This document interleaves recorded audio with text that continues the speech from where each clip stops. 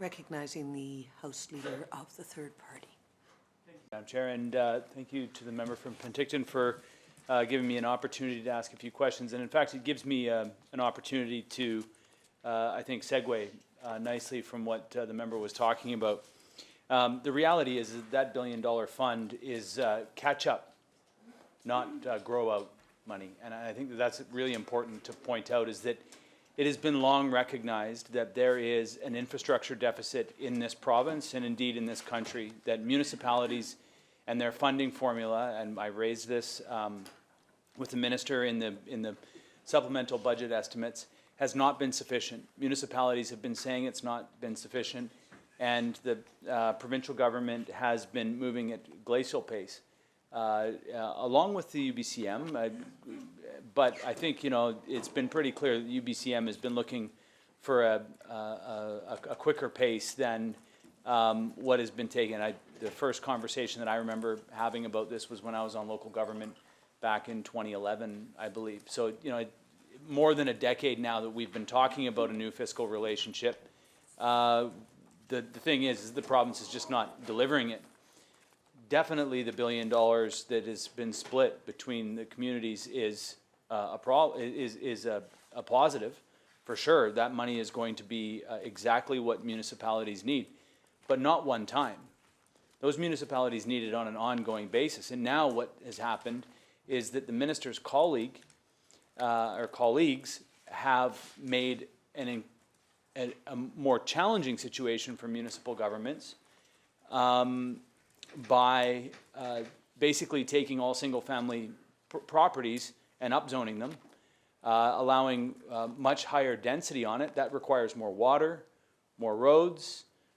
It requires more electricity, as my colleague was saying. It requires more sewer capacity.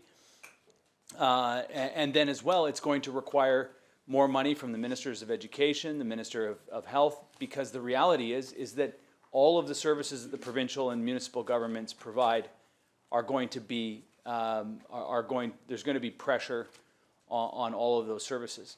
The thing that the government was very good at making the announcement, but the thing that the government has failed to do is been able to explain how it's going to happen. That's what my colleague has been asking about. That's what our colleagues at local government have been asking about. And quite frankly, none of the responses that have been provided today and none of the responses that have been provided to date give us any clarity on how we're able to respond to our colleagues who are calling us and who are concerned.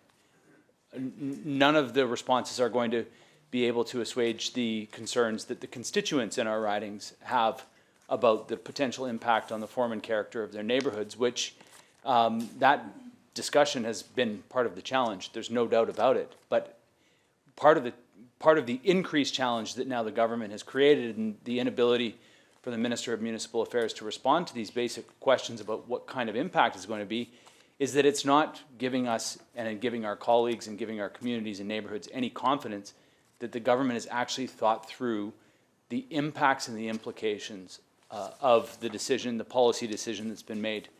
My colleague was asking questions about what was going to go on his specific riding.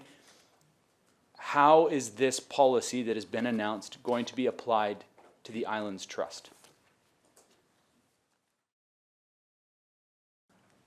Minister. Thank you, Madam Chair, and welcome to the House Leader for Third Party. Thank you so much for your question. And so I do want to talk about the $1 billion that was a one-time investment to all municipalities. But as well, since 2018, we have, through a combination of federal and provincial dollars, invested $1.8 billion. So that $1 billion one time is quite significant.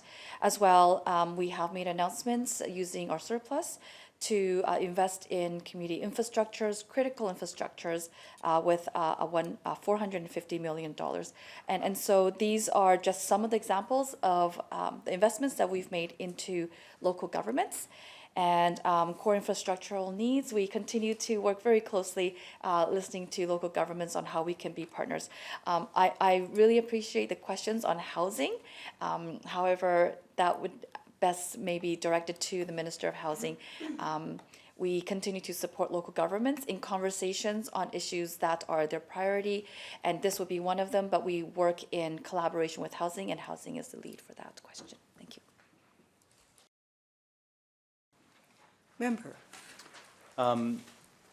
Thank you, Madam Chair. And I think it's an important opportunity at this moment to really recognize that the siloing and the fragmentation of the policy, as is the desire of the Premier, may be workable for this institution, but it doesn't serve the purpose of delivering a coherent policy on the ground in communities, necessarily. It could, but it doesn't. Just because we've set it up in here the way that we've set it up in here doesn't mean that municipalities are getting the kind of leadership from the province that they need. It's part of the challenge with local governments has been that there's oftentimes a separation between the transportation requirements and the community development piece. We see that bifurcation in community planning all over the place. And what I think what the minister's response just indicated was that what we have in here is a completely, well, it just doesn't make any sense. The chief function of municipal government is to zone land and to be able to then plan the services that then serve the people, the businesses, the commercial and the industrial zones that municipalities are that is their responsibility. It's their responsibility to ensure that there is coherence in that. To not be able to have a response from the Minister of Municipal Affairs with respect to that it's the housing minister's responsibility to answer the question about zoning in municipal governments and the Local Government Act, which is the act that this ministry is responsible for, that guides and directs all of that. Well, I referenced it in another budget estimates that I did today. It's these circular conversations that happen in here that absolutely are crazy making, really. The fact is that local governments need to have a coherent response from these discussions needed to happen before the Premier stood in front of the $1 million townhome making a big announcement. Because as soon as that announcement happens, the next thing that's going to follow from that is a flood of questions about what is going on here. And I think that there's going to be a mixed response from municipal governments. Some are going to say, this is great. The province has taken some of the stress of the public hearings off of our shoulders. But if they're witnessing this debate, if they see the Minister of Municipal Affairs say, go talk to housing, and then housing, when we go and talk to the housing, say, well, actually that's a land use situation, you should talk to municipal affairs, that's over already. Nobody gets answers to anything. There's no coherence in this, and there's no common sense in actually what it is that local governments need. The money, the province has been constantly flowing cash out to local governments through conditional grants. It's never been enough. So to respond with this is how much money we've given, the point that I made was that it has never been enough to the point where we have structural infrastructure deficits that are into the tunes of billions of dollars in this province.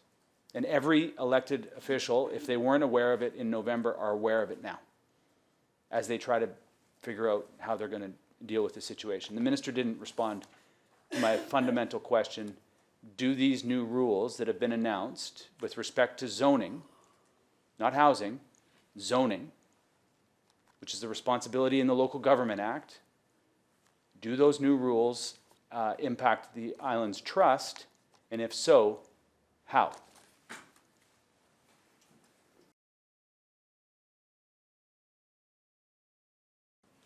Minister. Thank you, Madam Chair. And so through you to the member, so a number of new rules will be province-wide, and some rules will be regional. And so right now, we are consulting. Consultation is critical to legislative amendments, as we know, and that these amendments are to be expected to be brought forward in the coming fall. So I encourage the member to stay tuned. There'll be more to come, but ongoing work is happening right now. Member.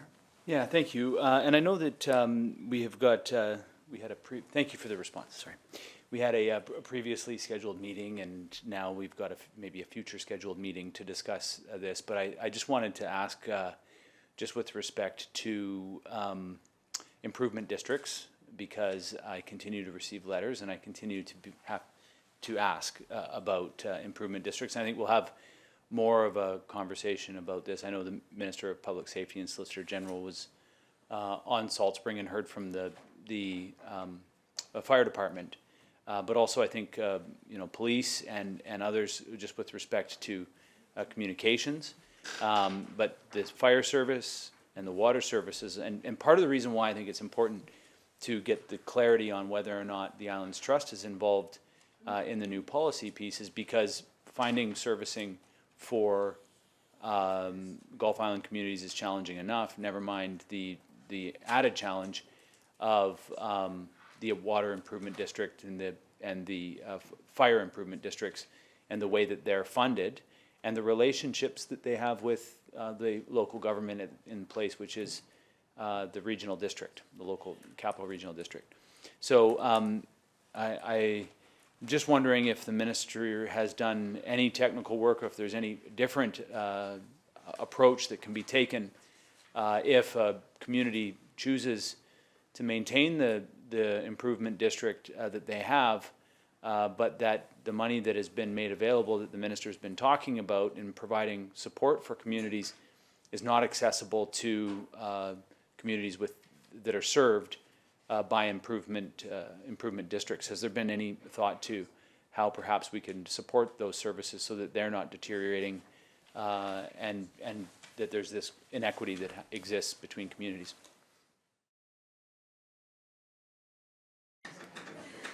Minister. Thank you, Madam Chair, and thank you so much to the member. I could feel your passion that you have for your improvement district, and it's very beautiful. I've been there many times over spring and summer and winter. Like, it's beautiful all seasons. But so we do have some policies in place and some support and funding in place. We do encourage improvement districts to transition to local government model. And I don't know, you're smiling, so I think maybe you have gotten the answer previously. There is money there to support improvement districts, so we do encourage them perhaps to look into that funding to support them.